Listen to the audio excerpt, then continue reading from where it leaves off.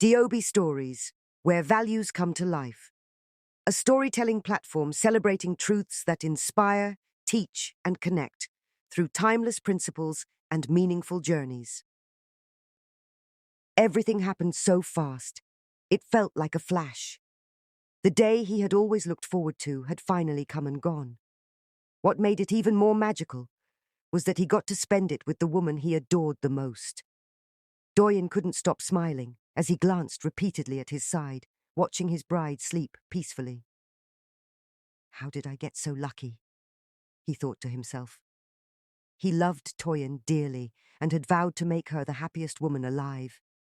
He promised to give her his best so she'd never regret marrying him.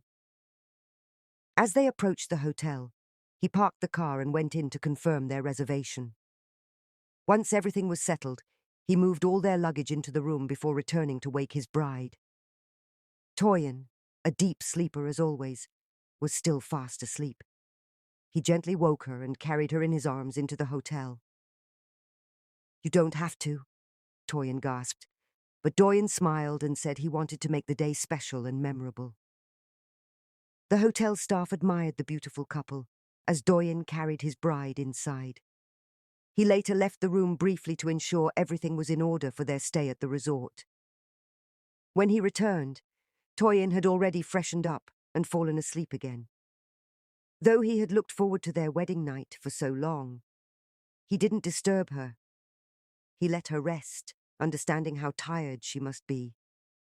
He quietly freshened up too, then lay beside her, admiring her beauty until he drifted off to sleep.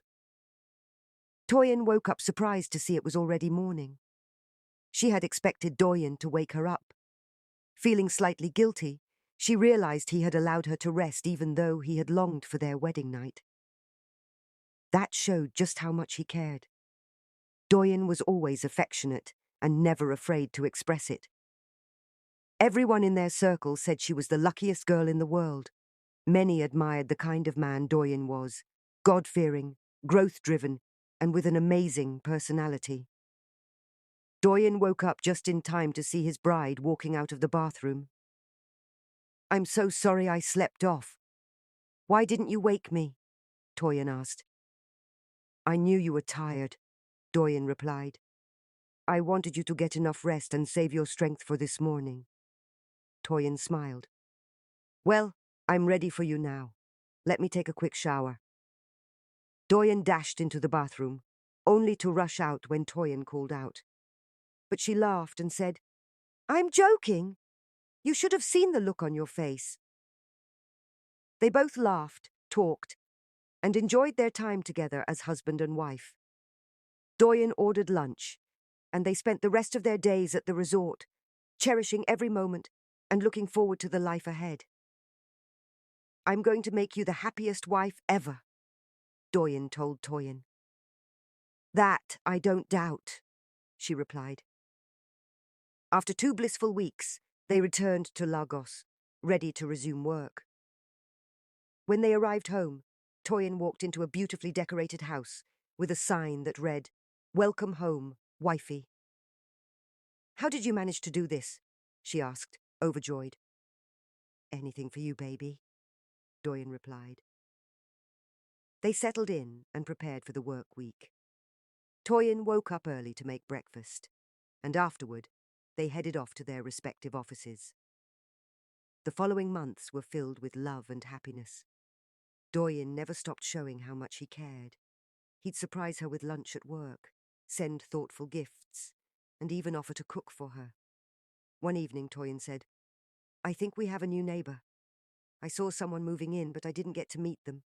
I was told the person who rented the house wasn't around." "That's good," Doyen said. "It's nice to have a new neighbor. I just hope they're nice." "I hope so too." A few days later, Toyin came home from work, tired and stressed. Doyen had told her he'd be home late, so she started making dinner. The doorbell rang, and she was stunned to see the person standing at the door, her ex, David, who had moved abroad years ago, leading to the end of their relationship. "What are you doing here?" Toyin asked, surprised. "Won't you at least let me in?" David said. Reluctantly, she let him in and offered him a seat. I've moved back to set up my restaurant. What a coincidence to find out you're my neighbor. Really? What a small world, Toyin replied. I was a bit disappointed to learn you're married. I told you I couldn't wait forever, she said. But I hoped you would have moved on by now. I dated in the States, but nothing felt like what we had, David admitted. Well, I'm married now, and I cherish my home. I'd appreciate it if you kept your distance. I understand. But there's no harm in being friends, right? We don't have to be enemies. Definitely not. It's good to see you again, she said politely. As David stepped out, he ran into Doyen coming home. This is our new neighbor, Toyin said quickly. Nice to meet you, Doyen greeted. Why don't you join us for dinner? Toyin offered. I'd love to, but I've got a few things to attend to. Maybe some other time. Both men chatted a bit while Doyen returned to finish up her cooking. He seems like a nice man, Doyen said. Well, seems so. Don't you think you should tell your husband your neighbor is your ex? Toyin inner man told her. I don't think it's necessary. He does not need to know. From time to time, David will visit Toyin and Doyen. They grew close, and the two men built a wonderful friendship. David asked Toyin why she did not tell Doyen about their past together. It's not necessary. It's past and gone. I think you should let him know, Daniel said. He is my husband, and I really don't want to. Toyin responded. David invited Toyin and Doyen for dinner, and he introduced his finance to them. David stepped into the kitchen to drop some of the dishes after they had their meal. Toyin offered to help, and confronted him when they got to the kitchen. How is it you have a finance? When you just arrived? The country I taught you wished I was single. It's being barely 7 months you moved back and you have a finance. Daniel looked at Toyin perplexed. You are married and I need to move on. And honestly, I don't expect you to act this way. Your husband is a good man, and I taught you respected your home. Did you really think I would encourage you to cheat on your husband? Jane knows we dated. I think you should let your husband know also. Toyin felt embarrassed and told Doyen they should leave. She wasn't feeling too well. They got home and Doyen asked what was wrong. She said nothing. She just needed rest. Early hours of the morning, Toyin got up from her bed and made her way to her living room. How did I get to the point of considering cheating on my husband? I feel so ashamed of myself. I married a good man. How did I get to this point?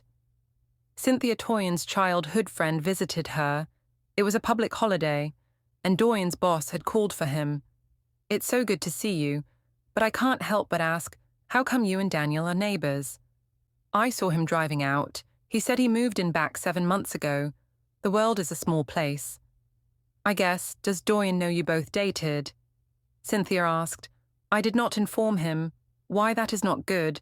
I just felt it's not necessary. Sin strives in secrecy. You should not hide things from your spouse, especially this kind of information, Cynthia said. I think you are right to be sincere when I saw him, and with him being close, I started missing our time together.